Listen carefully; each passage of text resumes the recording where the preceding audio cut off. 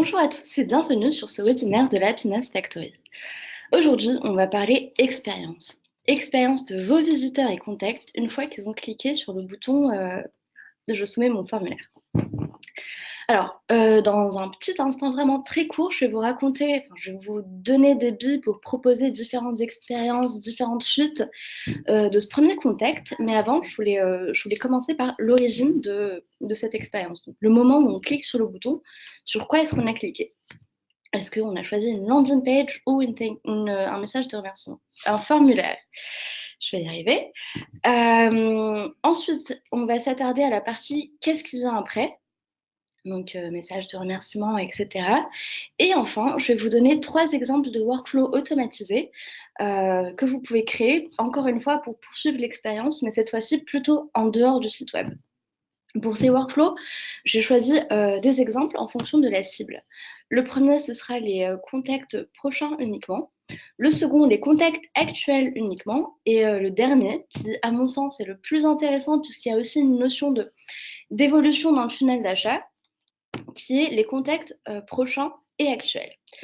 Alors, si vous voulez bien, on va démarrer par la question Thank you page ou, toujours pas Thank you page, landing page ou formulaire. Si vous avez des réponses, n'hésitez pas à les communiquer sur le chat et les partager avec toutes les personnes qui sont là. Lydie lit vos questions. Lydie, que vous avez l'habitude de voir sur le support. Donc voilà, si vous avez des billes, n'hésitez pas à les partager. En tout cas, de mon point de vue, le choix de la landing page ou du formulaire dépend de là où on va soumettre le formulaire. Par exemple, si on est sur le site web directement, donc on a navigué, on est passé de la home page à différentes pages, et on arrive sur une page où il y a un formulaire. C'est plutôt un formulaire tout seul et pas une landing page, dans la mesure où on a plutôt envie de limiter le clic et que ce soit quelque chose d'assez naturel de la perspective du visiteur. Et finalement simple, puisqu'on n'a pas envie de le faire cliquer, puis recliquer, puis recliquer. En revanche, si on est sur un email ou depuis les réseaux sociaux, soit on s'adresse à des personnes qui ne s'attendaient pas forcément à cette sollicitation, soit on s'adresse sur les réseaux sociaux à des personnes qui ne nous connaissent pas. Dans les deux cas, on n'a pas envie de donner trop d'informations à ces personnes-là. Il existe, j'ai découvert ça hier, ce qu'on appelle le syndrome du choix. Et le syndrome du choix, en fait, le syndrome des options. Le syndrome des options, c'est quand on a plusieurs possibilités de choix, en fait, on se bloque.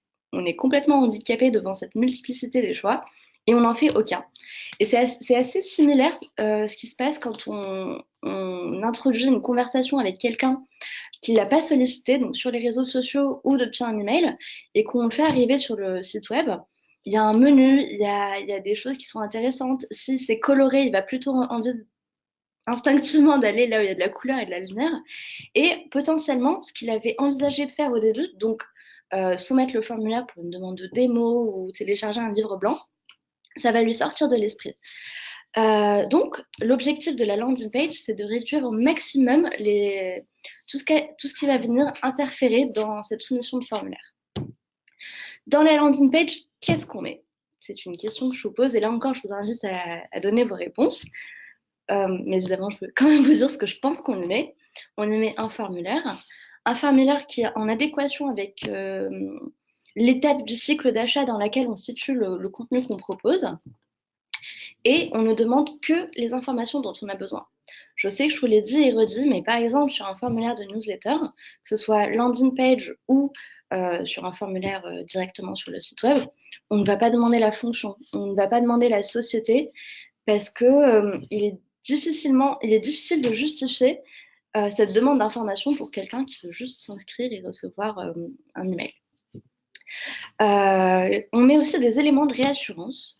Dans les éléments de réassurance, on retrouve un mot sur l'auteur, un mot sur la société, éventuellement si c'est un événement, une présentation des speakers, le programme parfois. Toutes ces petites choses qui vont faire en sorte que la personne, elle va avoir envie, la personne qui sait peu de choses finalement, puisque dans un email, elle n'a que le contenu de l'email, et sur les réseaux sociaux, Twitter, on est sur 280 caractères, LinkedIn, on conseille de ne pas faire beaucoup trop, donc elle a peu d'informations, et vous avez finalement cette landing page dans laquelle vous donnez tout pour lui donner envie de cliquer. Donc ça, c'est la théorie. Quand on est sur le site web, on est sur du formulaire pour réduire le nombre de clics et la complexité pour arriver à la conversion. Et quand on est en externe, on va aller sur la landing page. On est d'accord, ça c'est de la théorie, parce que dans la réalité, il y a des cas d'exception. Et parmi les cas d'exception, il y a notre propre page ressources. Je vais vous montrer notre page, et c'est le moment où je partage mon écran. Hop. Voici donc notre page ressources. C'est une page qui contient 1, 2, 3, et bon, je ne vais pas m'amuser à scroller jusqu'au bout, mais il y en a plusieurs. Imaginez que sur cette page, j'avais un formulaire. Et c'est tout. Un autre ici. À votre avis, est-ce qu'une personne qui arrive sur mon site web va avoir assez d'éléments pour télécharger ce contenu que je propose, dont le titre est certainement très intéressant, mais je lui dis rien de plus. Si j'avais juste un formulaire, est-ce que vous pensez que la personne irait sur ce formulaire? La réponse est non. Tout ça, pourquoi? Parce que je lui donne pas assez d'informations pour avoir envie d'y accéder. Le second point, c'est que c'est esthétiquement douteux de mettre formulaire sur formulaire sur formulaire. C'est pas propre, ça donne pas envie de faire l'effort de tenter de voir ce qui se cache derrière ce formulaire. Donc, ce qu'on a fait, c'est qu'on a plutôt privilégié un visuel du livre blanc. On a constaté d'ailleurs que les visuels, ça fonctionnait plutôt bien parce que ça permet, je ne sais pas si c'est une notion un peu freudienne ou autre, mais en tout cas, ça permet à la personne de se projeter sur ce qu'elle va obtenir. Le titre est une espèce de glossaire du livre blanc, avec un CTA hyper important évidemment, mais qui est clair, qui incite à l'action avec un verbe d'action. Donc voilà. Et notre landing page, elle ressemble à ça. Livre blanc, lead nurturing, on reprend le visuel, un formulaire qui est simple. Sachez que, parce que je vous révèle quand même les coulisses de Plaisir, ça c'est des champs intelligents. Des champs intelligents qu'on a mis en fonction des informations qu'on souhaite avoir pour qualifier les contacts et pour donner un maximum d'informations aux commerciaux. Typiquement, l'information du CRM, c'est quelque chose qui est très important pour nous parce qu'on s'intègre avec plusieurs CSM en bidirectionnel. Le budget marketing va aussi être déterminant pour savoir si oui ou non il y a possibilité de valider ce qu'on appelle un band. Donc, on s'assure que quand on transmet un lead à nos commerciaux, on a toutes les informations et ça passe par des formulaires qui sont bien construits de sorte qu'on puisse avoir toutes les informations. Donc voilà, si je reprends ce qu'on s'est dit depuis le début, on va arriver à la suite de l'expérience, mais d'abord, elle part d'où l'expérience? Soit de la landing page en externe, soit du formulaire sur un site web, hors cas d'exception, les pages où il y a plusieurs possibilités de téléchargement. Et ensuite, qu'est-ce qui se passe? Eh bien ensuite, il se passe plusieurs choses. Hop, je switch d'écran et c'est raté. Cela dit, c'est l'effet des mots. Donc là, on arrive, je pense que vous connaissez tous cette page, c'est la page workflow d'un formulaire. Il y a plusieurs options. D'abord, afficher un message de remerciement ou rediriger vers une URL. Rediriger vers une URL, vous pouvez choisir ce que vous voulez, mais traditionnellement, on va plutôt aller sur de la thank you page. L'un et l'autre ont des avantages et des inconvénients, enfin plutôt des avantages d'ailleurs. Tous les deux ont pour objectif de valider et de confirmer la soumission du formulaire et éventuellement de proposer une suite de la navigation. Donc on est vraiment dans cet esprit, ok, merci, tu as fait quelque chose, maintenant fais autre chose. Je pense que dans l'esprit du visiteur, c'est formulé différemment, mais en tout cas, c'est l'idée. Personnellement, je suis plutôt en faveur de la thank you page parce que sur le message de remerciement, je vous rappelle que c'est l'espace dans lequel est contenu votre formulaire qui va être remplacé par le message de remerciement. Donc on est sur de l'espace qui est restreint, qu'on ne peut pas trop charger pour ne pas prendre le risque de finalement arriver à un espèce de truc qui est impossible à digérer et on ne sait pas où aller. Donc, j'ai soumis le formulaire juste avant pour vous le montrer. Et du coup, j'ai mon formulaire, je l'ai rempli et j'ai mon message de remerciement qui s'affiche. Je valide la soumission, j'explique que je reviens vers eux rapidement et dans l'idéal, j'aurais même dû mettre un timing si je peux m'engager dessus. Par exemple, je reviens vers vous dans 48 heures. En l'occurrence, si je reviens pas vers vous tout de suite, c'est parce que vous l'aurez vu ici, je suis en live avec de super clients. On y reviendra. Donc voilà, message de remerciement, c'est rapide. En revanche, l'espace est restreint, donc on ne peut pas proposer beaucoup de choses. Il a quand même l'avantage de proposer une suite, de confirmer la, la soumission du formulaire et proposer une suite assez light, on va dire. La seconde option, c'est la thank you page. Chez Pleddy, on est plutôt sur de la thank you page. Je vais vous montrer la thank you page de la landing page que je vous ai montré tout à l'heure. Elle ressemble à ça. Donc, bonjour. C'est les couleurs de Pleddy, c'est un petit peu l'esprit, c'est notre charte graphique et c'est toujours bon de la rappeler. On confirme que la soumission du formulaire a bien été prise en compte. On rappelle, enfin plutôt on présente les next steps, à savoir que le livre blanc va arriver dans la boîte email. Et évidemment, on est poli, donc on souhaite une excellente journée et on est à disposition pour des informations complémentaires. Et alors là, ce qu'on fait ici, qu'on ne fait pas sur un message de remerciement, parce que sur le message de remerciement, on est plutôt sur du blog, on propose de découvrir tous les contenus. Et ça nous ramène du coup à notre page ressources, qui est juste là. Donc c'est super, vous avez téléchargé un premier contenu qui vous semble intéressant, sachez qu'on en a d'autres, allez-y, n'hésitez pas. Hop, je reviens sur ma thank you page. Et en plus, on propose les derniers articles. Alors là, c'est tout simple. Je crois que c'est un module proposé par WordPress. On a un portfolio avec la règle, les prochains, enfin plutôt les derniers articles de blog. L'autre avantage pour moi de la thank you page, c'est que ça permet d'être visuel. Et le visuel, ça retient l'attention. Le visuel, ça reste dans les esprits. Et enfin, pas enfin, parce que j'ai encore deux choses à vous dire à ce sujet-là. La thank you page, elle permet de faire avancer le visiteur dans son funnel. Pourquoi? Parce que là encore, on est sur on le redirige vers la page nos ressources qui contient des contenus téléchargeables et des contenus téléchargeables qui sont scorés. Donc qui permettent de le faire grandir et d'être plus mature. Et la thank you page, on s'en sert également pour traquer des conversions sur Google Analytics. Vous le savez, nos algorithmes et ceux de Google Analytics ne sont pas les mêmes. Donc, on essaye d'avoir l'information quand même dans Google Analytics et cela se fait par le biais de la thank you page. J'anticipe un petit peu les questions et je vous donne la réponse de suite. Combien de thank you page on en a? Chez Pleddy, on en a 3. En fait, on va traquer les conversions, non pas par contenu, parce qu'on veut plutôt avoir de la hauteur et une vue globale. On va traquer les conversions par typologie de contenu. On a donc une thank you page pour la page demande de démo.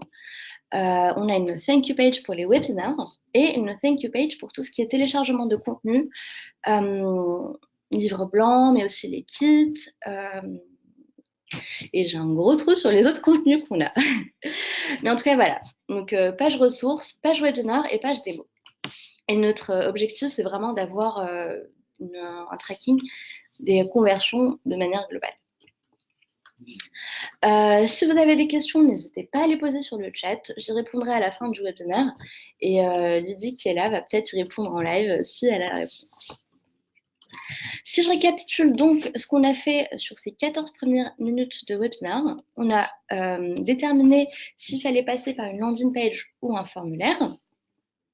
On a montré le choix du message de remerciement ou la redirection vers une URL. On peut aussi en interne alerter une personne suite à la soumission du formulaire.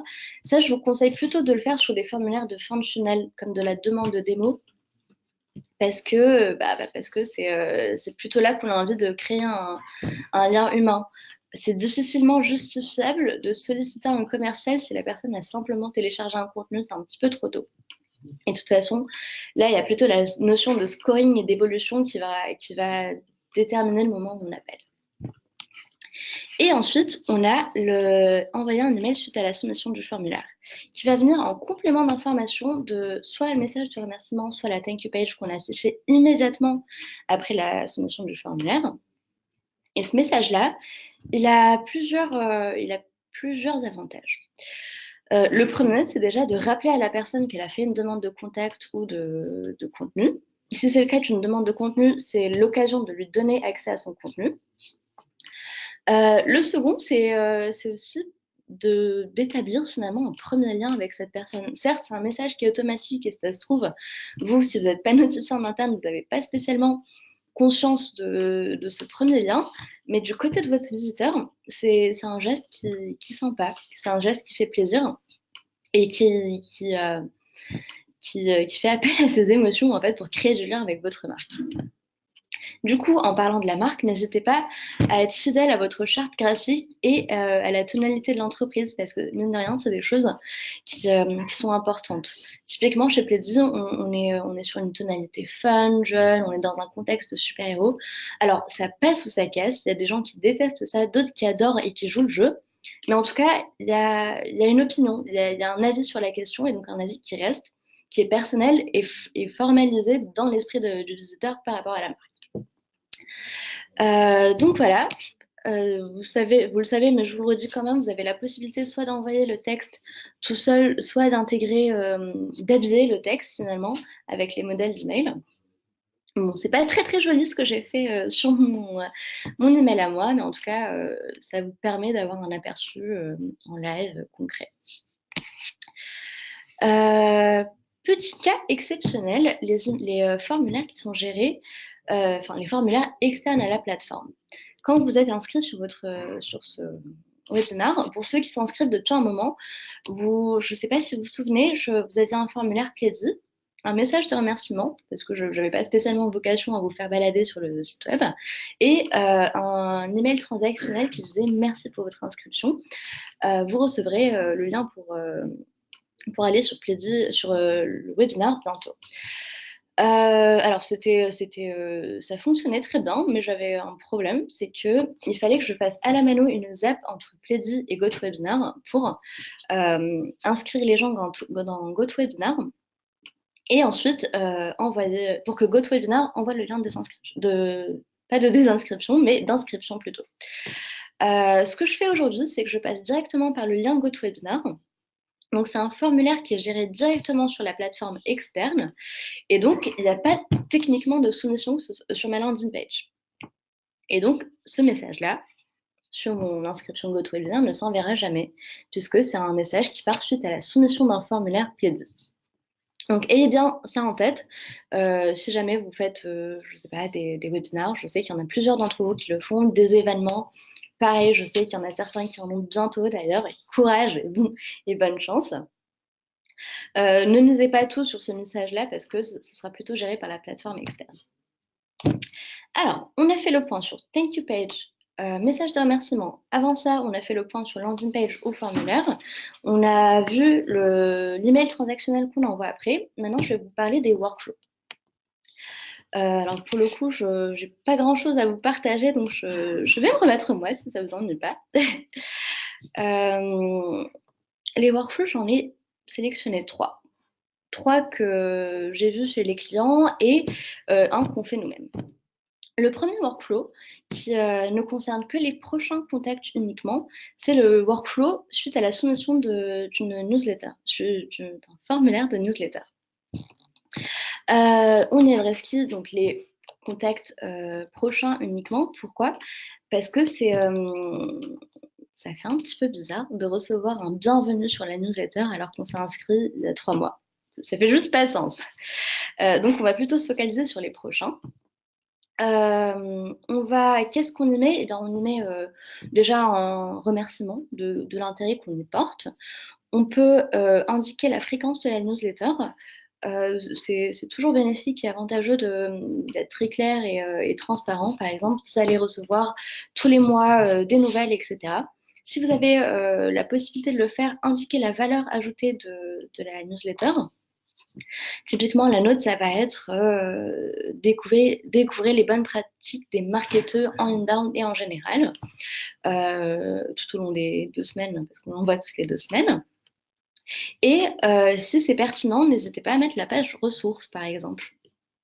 la page ressources parce que ça fait partie des choses qui vont aider les gens à monter en compétence dans leur métier. Enfin, je dis ça parce que nous, on fait un métier qui est le même que nos clients, donc on peut se permettre de le faire. Mais si vous êtes dans ce cas-là, n'hésitez pas à le faire. Qu'est-ce qu'on ne met pas? Surtout pas d'éléments temporels. Pourquoi? Parce que la temporalité de ce workflow est centrée sur la date d'entrée dans la liste. Et donc, si quelqu'un rentre dans 3 mois, le workflow va se déclencher dans 3 mois. Si quelqu'un rentre aujourd'hui, le workflow va se déclencher aujourd'hui. Si tant est que j'ai pas mis de délai.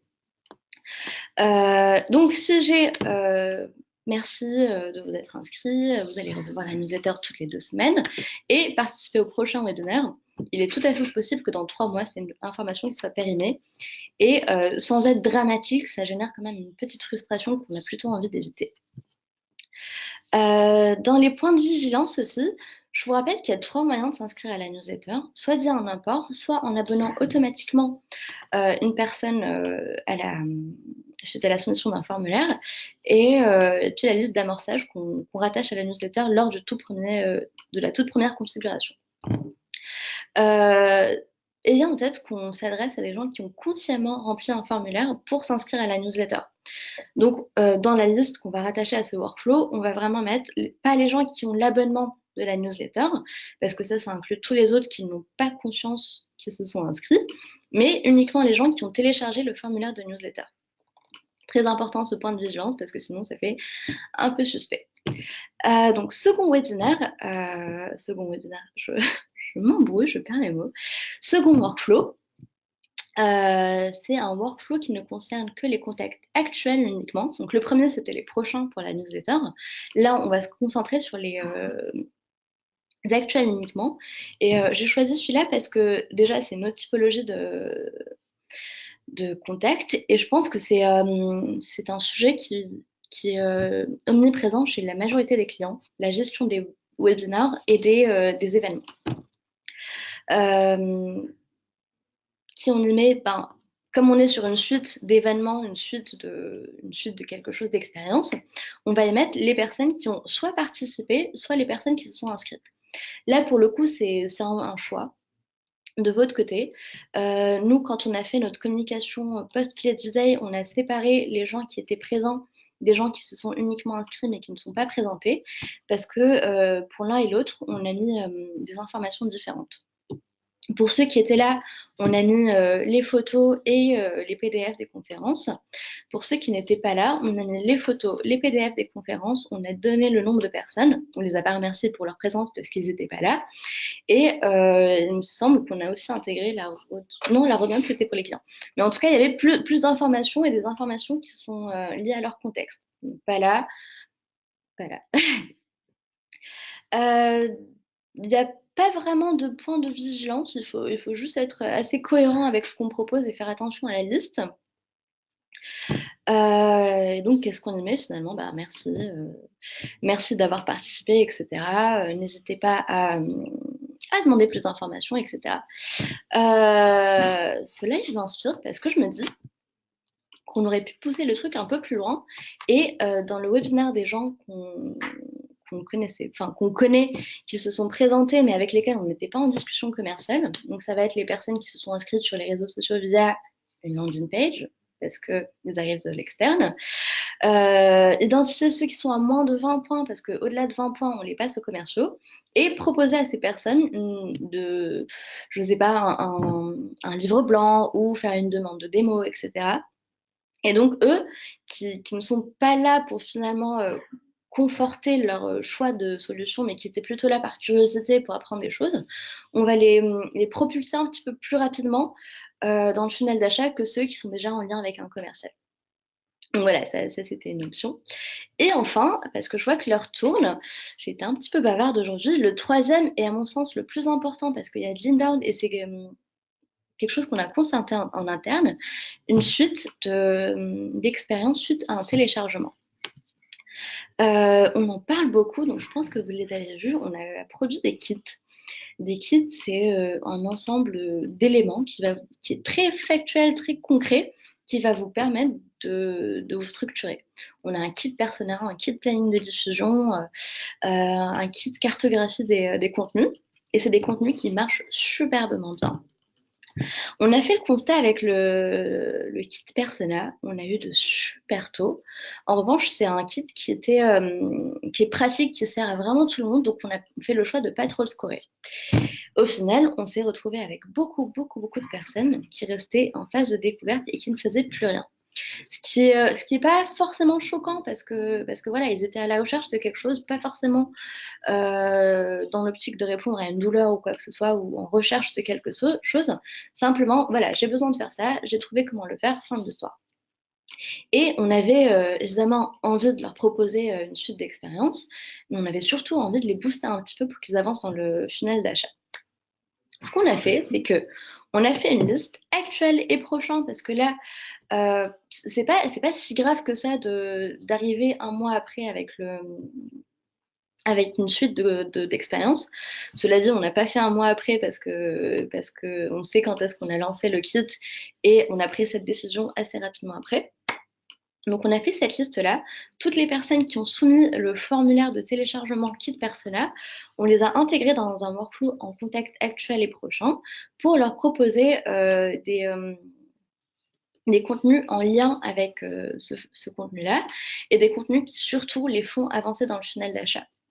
Point de vigilance, il n'y en a pas tant que ça, si ce n'est peut-être, sachant que c'est des personnes que j'imagine vous allez intégrer dans votre newsletter, pas de newsletter, campagne intelligente, pensez à, quand vous faites votre email et qu'il est rattaché à un contenu, vous avez juste après associé un contenu, pensez à bien renseigner cette information pour éviter que dans la campagne intelligente, on lui propose ce contenu-là, parce qu'on sait qu'à un moment donné dans le workflow, il va lui être proposé. Ensuite, c'est pas un point de vigilance, mais c'est plutôt un conseil que je vous recommande très fortement, contextualiser. Expliquez que c'est bien parce que vous avez téléchargé votre contenu persona que on vous propose ça. Après, vous pouvez faire un peu d'excès de zèle, dire que toutes les personnes qui ont téléchargé ça ont fait ça. Voilà les actions qui ont été faites après. Tout ça, c'est de la valeur, tout ça, ça rassure. Et déjà, vous partez très bien parce que c'est quelqu'un qui a téléchargé quelque chose et qui a vu de la valeur. Donc, vous avez un avantage, profitez-en pour jouer un petit peu avec et lui faire poursuivre son aventure. Pour cet email-là, pour ce workflow-là, on était sur 5 emails maximum. On respecte ceux qui sortent du workflow parce qu'ils n'ont pas ouvert, parce que ça ne les intéresse pas ou parce qu'ils n'ont pas cliqué. À vous de voir où vous voulez mettre le curseur, mais n'allez pas de manière brutale. Voilà, je veux que tu aies 5 emails, je vais t'envoyer 5 emails, quoi que tu fasses, peu importe la manière dont tu réagis, ça, c'est pas efficace. C'est beaucoup trop brutal et c'est pas pertinent pour vous parce que vous allez avoir des stats qui sont pas forcément très bonnes et ce qui est pas grave de votre côté. Et surtout, vous allez passer pour un expéditeur qui est intrusif dans l'esprit de votre visiteur ou de votre interlocuteur, ce qui est dommage.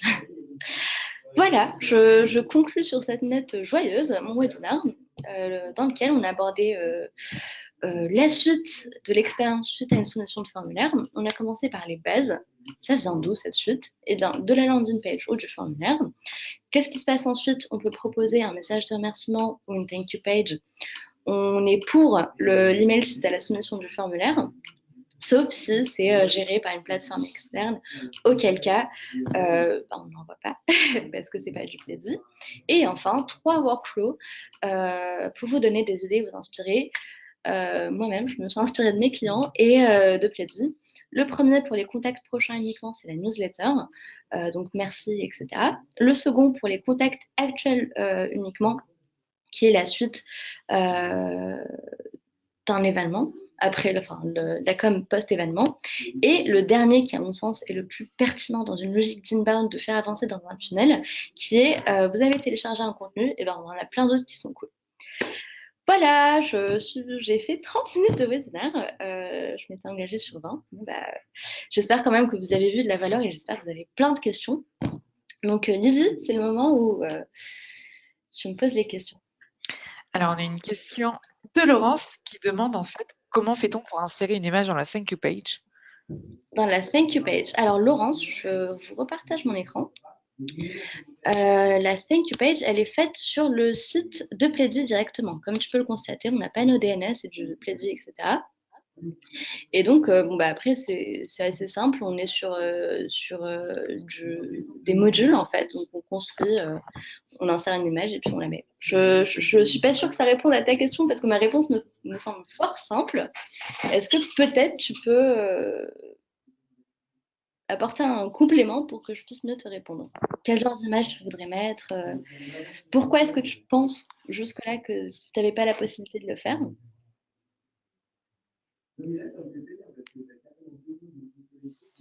Alors, Laurence, on va peut-être te laisser le temps d'écrire. Est-ce qu'il y a d'autres questions en attendant?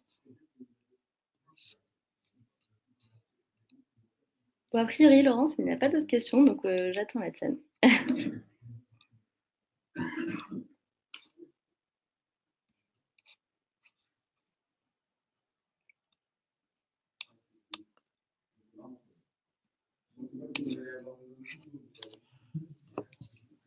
Est-ce que ça vous semble clair? Est-ce que vous avez vous-même mis en place des workflows automatisés pour poursuivre une expérience, pas tant pour autre chose?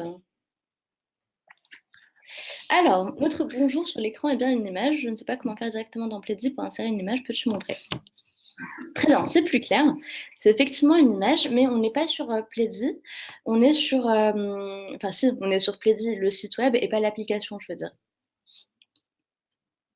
Et du coup, enfin, c'est une image comme t'enverrais sur notre, sur, comme ça, quoi. Non, ça c'est une landing page. Pardon, très mauvais exemple. Plutôt comme ça.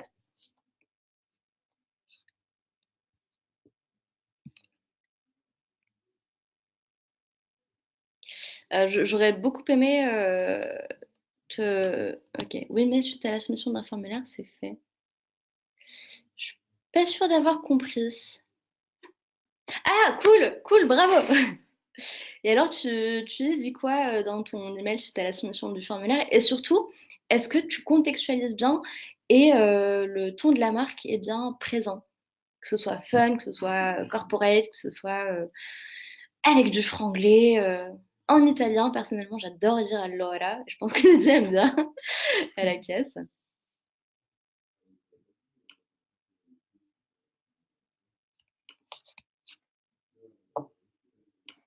Ah, je vois qu'on a envie de garder ce secret et de pas dire. Du coup, je rebondis sur la question de cette personne que j'ai bien identifiée, mais bon, il n'y a pas tellement de valeur à dire. Est-ce que tu es bien à l'aise avec ce que tu peux proposer comme workflow suite à un événement? Parce que je sais que toi, tu as un événement qui arrive très très bientôt.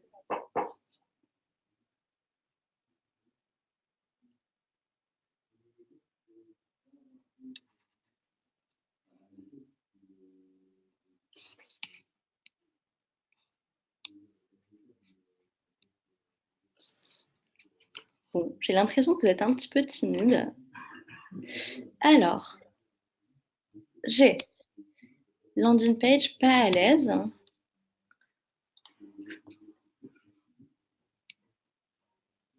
Il va falloir bosser plus que ça. Euh, Pourquoi est-ce que tu n'es pas à l'aise sur la landing page?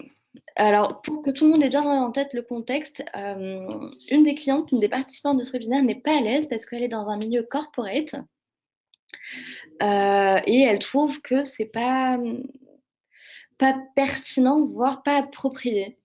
Est-ce que déjà vous êtes de cet avis quand vous êtes dans quelque chose de très sérieux, de très corporate? Est-ce que pour vous, ça vous semble inapproprié d'avoir une landing page? Personnellement, je ne trouve pas. Peut-être que de te montrer des exemples de plaisir, c'est pas la meilleure façon de te permettre de projeter, parce que c'est vrai on est une start-up, on est dans un environnement qui est coloré, qui est jeune, on a des super-héros de tous les côtés. Nous-mêmes, on use et abuse de ce langage. En revanche, tu peux avoir quelque chose de très propre, de très carré, de très factuel et finalement efficace, sachant que voilà, ton objectif, c'est simplement de les faire s'inscrire à un événement. Et d'autant plus que ton événement à toi, bon, bah, pour le coup, je l'ai bien en tête. Je vois pas beaucoup, pourquoi est-ce que la landing page ne serait pas pertinente? Sachant que je pense que les réseaux sociaux peuvent être un format, une plateforme intéressante. Et dans le site vers lequel on arrive, il y a plein d'informations qui sont tout aussi intéressantes. Et je sais qu'il y a du visuel sur ton site web. Donc potentiellement, le risque que la personne ne s'inscrive pas est élevé.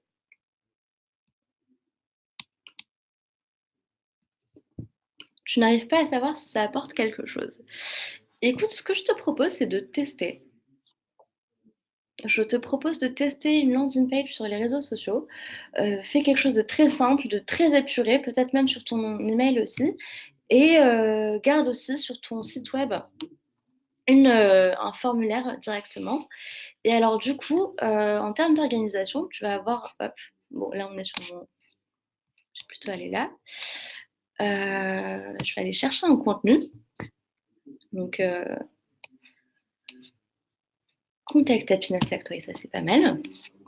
Donc tu crées ton contenu inscription à l'événement et dans publication tu vas avoir ton formulaire inscription à l'événement, mais aussi une landing page inscription à l'événement et compare les deux pour savoir si réellement ça apporte quelque chose.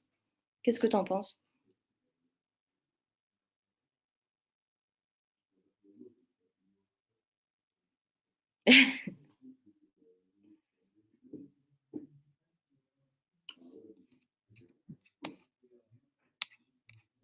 Oh, alors oui, ça pourrait être bien pour une thank you page, effectivement. Mais sinon, je ne vois pas quand utiliser les landing pages. Oui, le X, c'est qu'il leur faut d'autres infos du site. Effectivement, mais je pense que la raison de... C'est pas une frustration, c'est même pas un blocage, mais ces interrogations, c'est que tu es dans une phase de construction d'un événement et de toute la valeur, tous les contenus que tu peux apporter pour informer les gens. J'ai beaucoup échangé avec toi, donc je sais que tu les as, ces contenus. Il suffit juste, je pense, de les poser sur ton site web et tu verras par toi-même qu'il y a énormément de valeur.